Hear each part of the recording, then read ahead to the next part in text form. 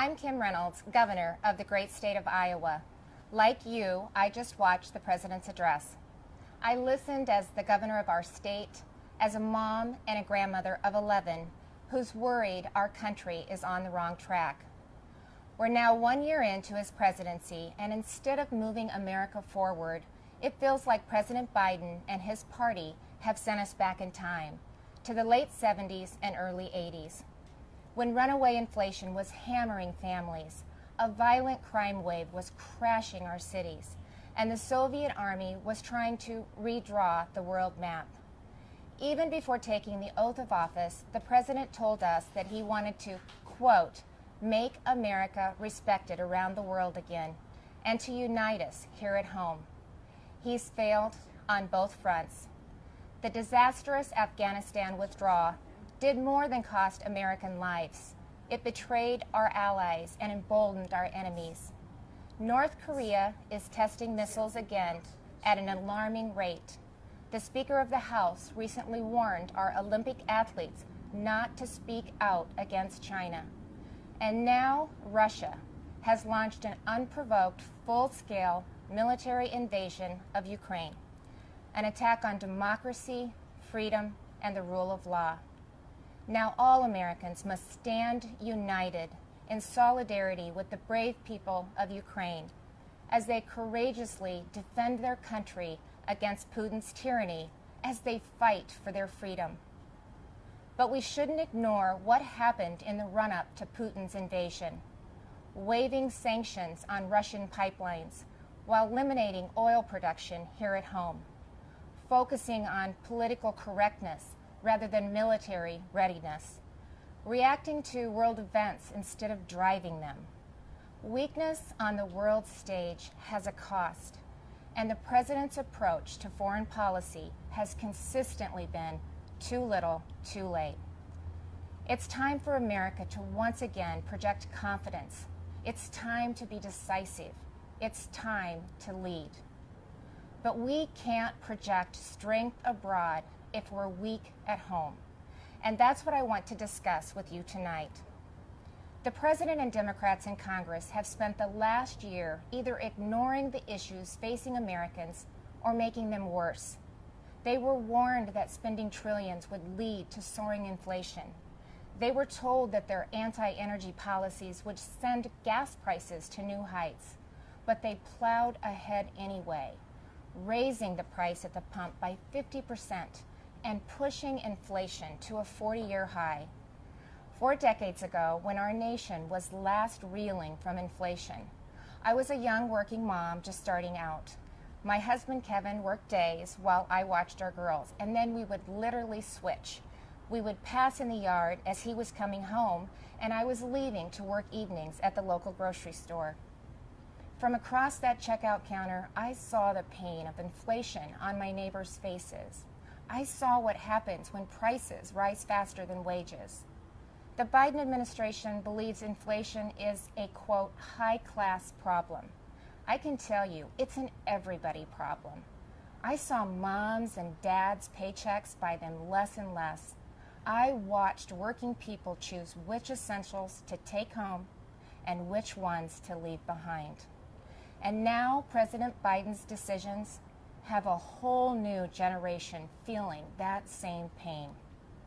When I took the oath of office 5 years ago, I promised Iowans that I would never lose sight of who I was working for, that I wouldn't become detached from the problems they were facing, from the problems that I had faced myself. But you don't have to check groceries to see what high inflation does to people. You just need to step outside of the DC bubble. Talk to Americans about what's on their mind. Ask them, what are your concerns? What keeps you up at night? And they'll tell you. And I can tell you what's not on that list. They won't tell you that spending trillions more and bankrupting their children is the answer to their problems. They won't tell you that we should be paying people not to work. And they certainly won't tell you that we should give billions in tax giveaways to millionaires and billionaires in Democrat-controlled states like California, New York, and New Jersey. But that's what the Biden administration has been pushing for over the last year. And that's all part of Build Back Better. Thankfully, the president's agenda didn't pass because even members of his own party said enough is enough. Well, the American people share that view. Enough is enough. And it's not just with DC spending. Americans are tired of a political class trying to remake this country into a place where an elite few tell everyone else what they can and cannot say, what they can and cannot believe. They're tired of people pretending the way to end racism is by categorizing everybody by their race. They're tired of politicians who tell parents they should sit down, be silent, and let government control their kids' education and future. Frankly, they are tired of the theater, where politicians do one thing when the cameras are rolling and another when they believe you can't see them, where governors and mayors enforce mandates but don't follow them, where elected leaders tell their citizens to stay home while they sneak off to Florida for sun and fun, where they demand that your child wear a mask, but they go maskless. So you've heard the excuses. They were just holding their breath, but it's the American people who are waiting to exhale, waiting for the insanity to stop. We now live in a country where violent crime is out of control. Liberal prosecutors are letting criminals off easy, and many prominent Democrats still want to defund the police. You know, it seems like everything is backwards. The Biden administration requires vaccines for Americans who want to go to work or protect this country, but not for migrants who illegally cross the border. The Department of Justice treats parents like domestic terrorists, but looters and shoplifters roam free. The American people are left to feel like they're the enemy. This is not the same country it was a year ago. The president tried to paint a different picture tonight, but his actions over the last 12 months don't match the rhetoric. It's not what he promised when he took office. But it doesn't have to be that way. There is an alternative.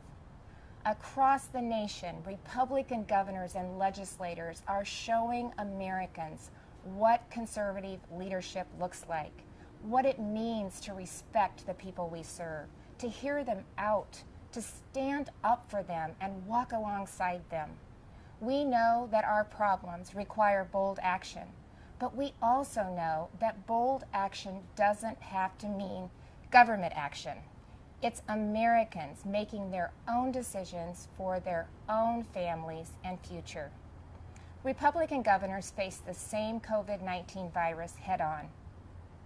But we honored your freedoms and saw right away that lockdowns and school closures, they came with their own significant cost, that mandates weren't the answer.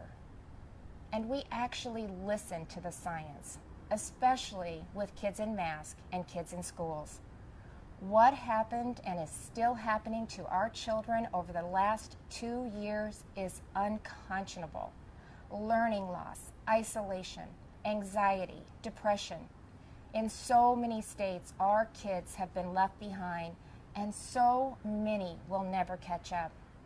That's why Iowa was the first state in the nation to require that schools open their doors. I was attacked by the left, I was attacked by the media, but it wasn't a hard choice. It was the right choice. And keeping schools open is only the start of the pro-parent, pro-family revolution that Republicans are leading in Iowa and states across this country. Republicans believe that parents matter. It was true before the pandemic, and it has never been more important to say out loud. Parents matter. They have a right to know and to have a say in what their kids are being taught. Families also have every right to live in a safe and a secure community, and that begins with a safe and secure country. But the Biden administration has refused to secure our border. They've refused to provide the resources to stop human trafficking, to stop the staggering influx of deadly drugs coming into our neighborhoods. They've refused to protect you. With Texas and Arizona leading the way, I, along with Republican governors from several states, have sent resources to the border. And we've actually gone to the border, something that our president and vice president have yet to do since taking office. On the economy, the contrast couldn't be more stark. While Democrats in D.C. are spending trillions, sending inflation soaring, Republican leaders around the country are balancing budgets and cutting taxes because we know that money spent on Main Street is better than money spent on bureaucracy. Today, I signed legislation that eliminates Iowa's tax on retirement income and sets our tax rate at 3.9%. That's less than half of what it was just 4 years ago. And it shouldn't come as a surprise that out of the top 20 states with the lowest unemployment rates, 17 have Republican governors. Republicans may not have the White House, but we're doing what we can to fill the leadership vacuum. And on the issues that are affecting Americans, Republicans are leading. We're standing up for parents and kids. We're standing up for life. We're keeping our communities safe and thanking those in uniform. We're fighting to restore America's energy independence, and that includes biofuels. We're getting people back to work, not paying them to stay home. Most of all, we're respecting your freedom. Behind me stands Iowa's Capitol, where we display our state motto, our liberties we prize and our rights we will maintain. And those aren't just empty words. It's a belief that the greatness of this state and this country lies in our people, not government. You shouldn't have to wake up every morning and worry about the next thing the government is going to do to you, your business, or your children. If we as elected leaders are doing our job, then the government is working well, but operating in the background. It's supporting the ingenuity and spirit of our people, not drowning them out. It's keeping them safe, not restricting their freedom. That's what I believe, that's what Republicans believe, and that's what Republicans are doing. I am so blessed to be the governor of Iowa, where people are humble, hardworking, and patriotic. We take care of each other. And yes, we are, as they say, Iowa nice. But you don't have to be from Iowa to see that those are the values of America at its best. All of America. Over the last few years, I've put my faith in Iowans, and they haven't let me down. I encourage this president to do the same, to put his faith in you, the American people, who have never wavered in your belief in this country, regardless of who leads it. Because you know, you've shown that the soul of America isn't about who lives in the White House. It's men and women like you in every corner of this nation who are willing to step up and take responsibility for your communities, for your neighbors, and ultimately for yourselves. By that most important measure at least, the state of our union is indeed strong. Thank you, God bless you, and God bless the United States of America.